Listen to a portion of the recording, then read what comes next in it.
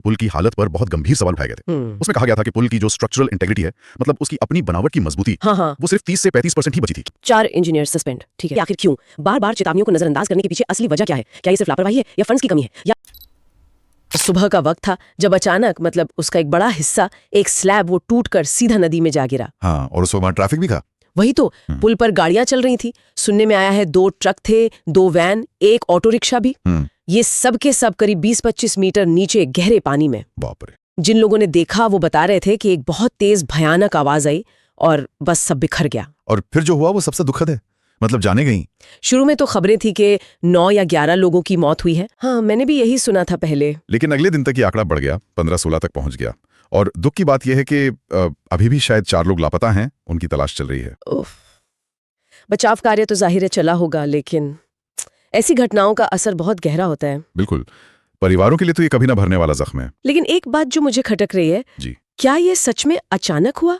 मतलब क्या कोई संकेत नहीं? एक और गंभीर बात सामने आई है। एक आरटीआई रिपोर्ट का जिक्र है। अच्छा, आरटीआई यानी सूचना के अधिकार वाली? जी हाँ, उस रिपोर्ट में तो सीधे सीधे पुल की हालत पर बहुत गंभीर सवाल उठाए गए थे। उसमें कहा गया था कि पुल की जो स्ट्रक्चरल इंटेग्रिटी है, मतलब उसकी अपनी बनावट की मजबूती, वो सिर्फ 30 से 35% ही बची थी। क्या सिर्फ 30-35%? ये तो बहुत ही खतरनाक स्तर है। बिल्कुल, ये आंकड़ा अपने आप में एक बहुत बड़ी खतरे की घंटी था। आरटीआई रिपोर्ट में इतनी खतरनाक बात सामने आ गई थी, तो फिर समय रहते कुछ किया क्यों नहीं गया?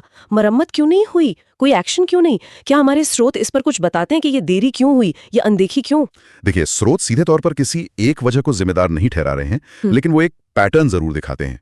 ऐसा लगता है कि चेतावनियां प्रशासन तक पहुंच तो रही थी, लेकिन उन पर अमल होने में, या यूं कहिए कि एक्शन होने में एक गैप था, एक फासला नजर आता है। गैप? किस तरह का गैप? हो सकता है ये प्रक्रिया की देरी हो, मतलब फाइलों का इधर से उधर होना, या शायद फंड्स का मसला हो, प्राथमिकता का सवाल हो, या फिर ये भी मुमकिन है कि रखरखाव जैसे मुद्दों को उतनी गंभीरता से लिया ही नहीं गया हो। असली वजह तो खैर जांच के बाद ही पता चलेगी, पर यह साफ है कि चेतावनी को नजरअंदाज तो किया गया, अनदेखी तो हुई है। हादसे के बाद फिर सरकार की तरफ से क्या प्रतिक्रिया आई? हाँ, प्रतिक्रिया तो आई। मुख्यमंत्री भूपेंद्र पटेल ने फौरन एक्शन लिया।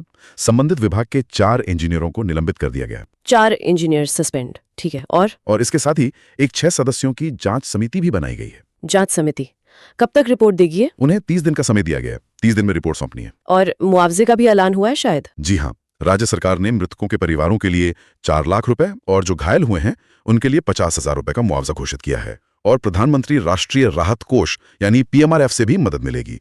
तो कुल मिला के 6 लाख रुपए प्रति मृतक परिवार हो जाएंगे। ठीक है, मुआवजा, जांच समिति, निलंबन।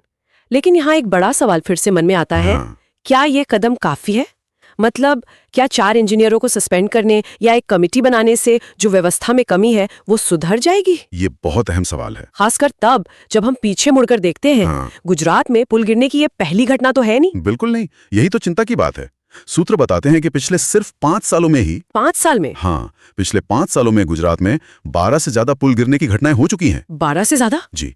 और 2022 का मोरबी हादसा तो सबको याद ही होगा। हाँ, मोरबी तो बहुत भयानक था, उसमें तो कितनी जाने गई थी। बिल्कुल, और उसे हुए अभी ज्यादा समय भी नहीं हुआ है। तो जब बार बार ऐसा हो रहा है तो ये सोचने पर मजबूर करता है कि क्या हम हादसों से कुछ सीख भी रहे हैं या नहीं। सही बात है, ये सिर्फ संयोग तो नहीं हो सकता। नहीं, ये संयोग नहीं लगता। ये कहीं ना कहीं सिस्टम में, व्यवस्था में मौजूद खामियों की तरफ इशारा करता है। खासकर निगरानी और नियमित रखरखाव का जो तंत्र है उसमें शायद कोई बड़ी कमी है। यानी आप कह रहे हैं कि गंभीरा पुल का गिरना ये बस एक आइसोलेटेड अकेली घटना नहीं है? मेरे हिसाब से तो नहीं। ये एक बड़े और ज्यादा चिंताजनक पैटर्न का हिस्सा लगता है। तो कुल मिलाकर हम क्या समझ सकते हैं इसे? यही कि जब चेतावनियों को, चाहे वो किसी चुने हुए प्रतिनिधि की हो या तकनीकी रिपोर्ट की, जब उन्हें लगातार नजरअंदाज किया जाता है, जब निगरानी और रखरखाव सिर्फ नाम के लिए रह जाते हैं, तो फिर तो ऐसी त्रासदियां लगभग तय हो जाती हैं। ये सिर्फ कंक्रीट और लोहे का गिरना नहीं है, ये उस पूरी व्यवस्था पर सवाल है जिसका काम हमारी सुरक्षा देखना है। और जाते जाते एक बात शायद सोचने के लिए छोड़ जाते हैं हम सब, इस हादसे के बाद जो एक खामोशी है, एक सन्नाटा है, वो शायद पुल गिरने के उस भयानक शोर से भी ज्यादा तेज है। और ये सोचने पे मजबूर करता है कि आखिर क्यों बार बार चेतावनियों को नजरअंदाज करने के पीछे असली वजह क्या है? क्या ये सिर्फ लापरवाही है या फंड्स की कमी है, या फिर कहीं ऐसा तो नहीं कि विकास की इस आंधी दौड़ में हम सुरक्षा और रखरखाव जैसी बुनियादी चीजों को पीछे छोड़ते जा रहे हैं?